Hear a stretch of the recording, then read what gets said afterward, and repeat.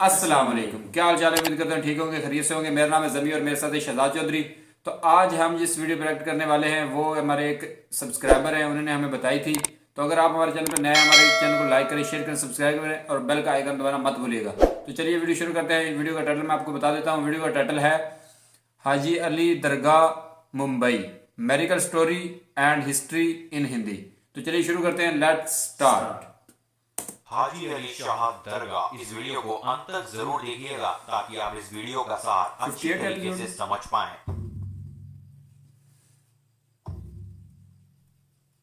दक्षिणी मुंबई के वर्ली तट से कम 500 गज दूर अरब सागर के बीच एक तट पर 4500 वर्ग मीटर क्षेत्रफल में फैली यह अद्भुत और चमत्कारी दरगाह विश्व के उन चुनिंदा धार्मिक स्थलों में से एक है जहां सभी धर्म के लोग एक साथ आपसी प्रेम और भाईचारे से धागा बांधकर मन्नत मांगने आते हैं। 15वीं सदी की शुरुआत अर्थात 1431 में बनी हाजी अली शाह बुखारी की यह दरगाह हमेशा से ही रहस्य के घेरे में घिरी रहती है। सवाल यह है कि समुद्र में आने वाले तूफान और ज्वारों से उठने वाली विशालकाय लहरें आसानी से किसी भी भवन को चुटकियों में निस्तेनाबूद कर सकती हैं, लेकिन आज तक यह तूफान और लहरें इस दरगाह का समंदर के किनारे पे क्यों नहीं कर पाई हैं? इस रहस्य को और समंदर के भी अंदर गहरा है। बनाता है दरगाह तक जाने वाला सीमेंट का एकमात्र मार्ग जो समुद्र में ज्वार आने के समय पानी में पूर्ण रूप से डूब जाता है और इसे तत्कालीन बंद करना पड़ता है। लेकिन हैरान करने वाली बात तो यह है कि ज्वार में उठी पानी की इतनी ऊंची लहरों की एक बूंद भी दरगाह के अंदर नहीं जाती है। लेकिन क्या आप जानते हैं कि आज के आधुनिक समय में जहां विज्ञान के पास लगभग हर चमत्कार का वैज्ञानिक तर्क होता है, वह भी दरगाह के इस चमत्कार के आगे अपने घुटने टेक चुका है। आइए जानते हैं इस चमत्कारी दरगाह का रहस्यमय इतिहास। एक बार पीर हाजी अली शाह उज्बेकिस्तान में एक वीरान जगह पर नमाज पढ़ रहे थे। तभी वहां से एक महिला रोती हुई गुजरी। पीर के पूछने पर उस महिला ने बताया कि वह तेल लेने गई हुई थी, लेकिन बर्तन के गिर जाने के कारण उसका तेल गिर गया। अब उसका पति उसे मारेगा। पीर उसे लेकर उस स्थान पर गए जहां पर तेल गिरा था और हाथ का अंगूठा जमीन में गाड़ दिया। ऐसा करते ही जमीन से तेल का फव्वारा निकल पड़ा और बर्तन भर गया। लेकिन इस घटना के बाद पीर हाजी अली शाह को बुरे बुरे ख्वाब आने लगे कि उन्होंने अपना अंगूठा जमीन में धंसाकर पृथ्वी को जख्मी कर दिया है। उसी दिन से वह गुमसुम रहने लगे और बीमार भी पड़ गए। इसके पश्चात इन सब से बचने और व्यापार करने के लिए हाजी अली शाह अपनी मां से इजाजत लेने के बाद अपने भाई के संग मुंबई की उस जगह पर पहुंच गए जो दरगाह के करीब थी। कुछ वक्त के बाद उनका भाई वापस लौट गया और हाजी अली शाह लोगों में इस्लाम का प्रचार और प्रसार करने के लिए भारत में ही रह गए। कहा जाता है कि उन्होंने अपनी मां को खत लिखकर यह गुजारिश की कि उज्बेकिस्तान में उनके हिस्से की संपत्ति को बेचकर गरीबों के भरण पोषण और उद्धार में लगा दिया जाए। कहा यह भी जाता है कि हाजी अली शाह अपने समय के काफी बड़े व्यापारी थे, लेकिन इस्लाम धर्म के प्रचार के लिए उन्होंने अपने व्यापार और आराम युक्त जीवन को त्याग कर एक संत की भांति जीवन यापन करना शुरू कर दिया था। इसके पश्चात पीर हाजी अली शाह अपना सारा धन गरीबों में बांटने के पश्चात हज के लिए मक्का की ओर रवाना हो गए। दुर्भाग्य से इस यात्रा के दौरान उनकी मौत हो गई। मरने से पहले उन्होंने अपनी अंतिम इच्छा जताई थी कि मरने के बाद उनको दफनाया ना जाए, बल्कि उनके कफन को समुद्र में ही डाल दिया जाए। लोगों ने उनकी अंतिम इच्छा का सम्मान करते हुए उनकी इस इच्छा को पूरा कर दिया। लेकिन चौंका देने वाली बात तो यह थी कि उनका ताबूत अरब सागर में होता हुआ मुंबई की उसी जगह पर आकर रुका जहां वे रहा करते थे। और यह अपने आप में एक अद्भुत और अविश्वसनीय चमत्कार था। इसके पश्चात उनके अनुयायियों ने इसी जगह पर हाजी अली शाह बुखारा की दरगाह का निर्माण कराया। शायद यह प्रकृति की गोद में उत्पन्न हुआ वह अद्भुत करिश्मा था कि जिसने यह बता दिया कि हाजी अली शाह एक सच्चे व नेक इंसान थे। शायद यही कारण है कि सन 1431 से अब तक कोई भी तूफान, कोई भी ज्वार की लहरें दरगाह का बाल भी बांका नहीं कर पाई हैं। दरगाह के दिलकश नजारों की बात की जाए तो पानी की लहरों के बीच सफेद रंग से उज्जवल हाजी अली शाह दरगाह बेहद दर्शनीय लगती है। मुख्य परिसर में पहुंचने पर आपको रंगीन कांच की नक्काशी से लैस स्तंभ नजर आएंगे, जिन पर अल्लाह के 99 नाम लिखे हुए हैं। इसके अलावा इस दरगाह के चारों ओर चांदी के खंभों का दायरा बना हुआ है, जो बेहद खूबसूरत है। तो दोस्तों, आपकी नजर में दरगाह चमत्कारी है या नहीं, हमें कमेंट करके जरूर बताइएगा। दोस्तों, अब आ गई होगी वीडियो पसंद तो दबा दीजिए लाइक। इस बार टारगेट करते हैं 500 लाइक्स का। अभी आपकी जिम्मेदारी है कि आप इस वीडियो को पहुंचाएं 500 लाइक के पार। साथ ही दोस्तों, अपने फ्रेंड्स एंड फैमिली के साथ इस वीडियो को शेयर करना बिल्कुल भी मत भूलिएगा। अगर आप इस चैनल पे नए हैं तो नीचे सब्सक्राइब कर उस बेल आइकन को जरूर दबाइएगा। दोस्तों, अगर आप इस चैनल की वीडियोस को रिलीज होने से भी पहले देखना चाहते हैं तो डिस्क्रिप्शन में हमारा व्हाट्सएप नंबर है, आप हमें वहां भी कॉन्टेक्ट कर सकते हैं। मैं आकाश अरोड़ा अभी आपसे इस वीडियो में अलविदा लेता हूं। अगली वीडियो में दोबारा मुलाकात होगी। दोस्तों, जब तक खुश रहिए, मेरी बाकी वीडियोस को भी एंजॉय कीजिए। अच्छा, ये सबसे अच्छी बात जो है ये आकाश अरोड़ा, ठीक है। तो आकाश अरोड़ा जी, आकाश नाम वैसे तो मुसलमान भी रखते हैं, तो जिन्होंने बनाई है खैर अच्छी बनाई है। मैंने ये नहीं देखी थी पहले। हमें तो ज़्यादा अच्छा ये लगा कि जिन्होंने हमें रिकमेंड की है कि भाई इस वीडियो पर रिएक्शन करें, उनकी भी बहुत मेहरबानी, बहुत शुक्रिया कि उन्होंने ऐसी इतनी प्यारी और इतनी अच्छी वीडियो हमें रिकमेंड की कि और उसके अलावा एक और बात मैं कहना चाहूँगा कि वाकई यार जो हम कहते हैं कि जी इंडिया में जो है मुसलमानों के साथ ज्यादती या ये बातें हैं सुन्नी मीडिया पे आती रहती हैं, तो भाई वहाँ पे वो कह रहे हैं कि इक्वल हिंदू भी जाते हैं, सिख भी आते होंगे, ठीक है। हर मजहब के जो बता रहे हैं, एक जगह ही ऐसी है जहाँ लोगों की मुरादें पूरी हो रही हों। बिल्कुल और लोग हर मजहब के लोगों की हर मज़हब के लोगों की मुरादें पूरी हो रही हैं। और सबसे बड़ी बात ये है कि कितना पुरानी ये दरगाह है। 1431 का आलमन बोला जा रहा था।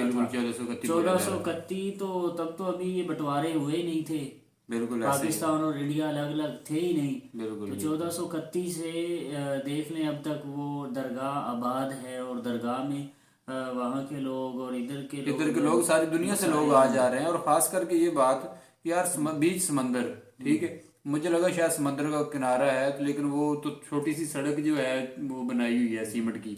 तो चमत्कार, ये कह रहे थे चमत्कार, ये बिल्कुल चमत्कार है कि वो इंडिया वो जो समंदर है उस जो सड़क पटड़ी सी बनाई हुई है वो सीमेंट की, उसे वो पानी से भर देता है, उसे वो गायब कर देता है पानी जब उसके ऊपर आ जाता है, लेकिन दरगाह के अंदर पानी नहीं जाता। और इससे बड़ी बात ये कि उन्हें वो जो हाजी अली शाह थे उन्होंने कहा कि मुझे दफनाया ना जाए, बल्कि मेरे कफन को, मेरी लाश को समंदर में डाल दिया जाए। ताबूत के साथ उन्होंने डाल दिया ना। तो फिर वो घूम कर जहाँ भी पता नहीं जहाँ भी डेथ हुई तो वापसी जो है वो मुंबई में यहाँ पे आ गई, और वहाँ इन्हें दफनाया गया। और 1431 से लेकर आज तक वो दरगाह, और यही होता है। पहले हम एक मंदिर के लिए ये कह रहे थे कि ऐसी जगहों को अल्लाह तबारक व तआला महफूज कर भगवान कह सकते हैं, ठीक है। तो काइंडली हमारी जो वर्डिंग है ना, हम कहते हैं, ठीक है, हमारी वर्डिंग भाई हमारी जुबान पे ही जो है ऐसे ही मतलब शुरू से ये बिल्कुल ऐसे ही जैसे हम आप भगवान कहते हैं हिंदी में, बिल्कुल भगवान कहते हैं, ठीक है। अल्लाह कह देना भाई कोई गाली नहीं है, ठीक है। ये बात प्लीज ध्यान नशीन कर लीजिए, ठीक है। तो कमेंट जो करते हैं आप उनमें थोड़ा सा ख्याल किया करें, ख्याल किया करें, दिलजारी नहीं करनी चाहिए, ऐसे हर्ट नहीं करना हमारा चाहिए। मतलब ये बिल्कुल नहीं होता यार। आप कहते हैं कि भगवान एक भगवान है, जैसे वो गाना है एक अल्लाह एक भगवान, ठीक है।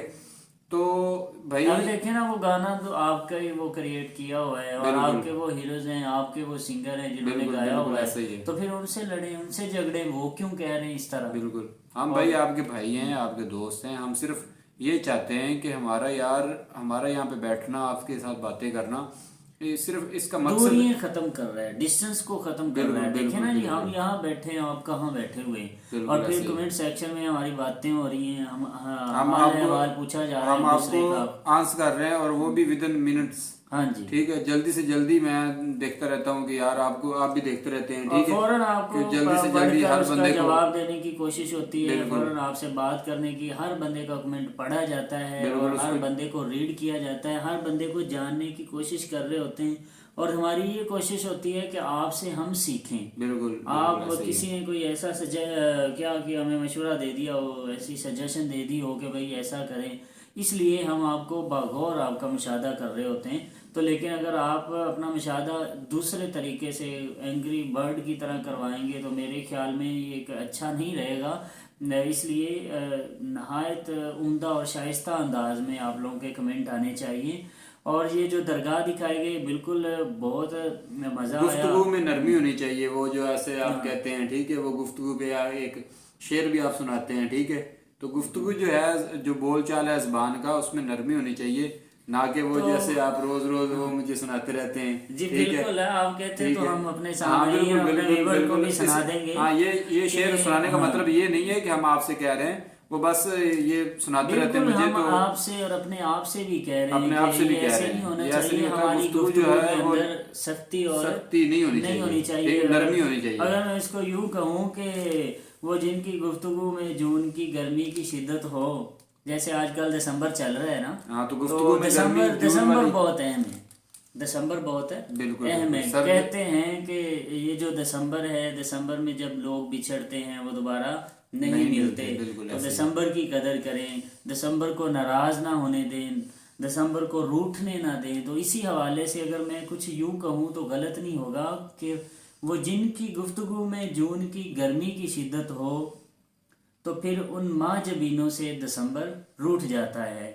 अदापे नाज करते हैं, दिलों को तोड़ देते हैं।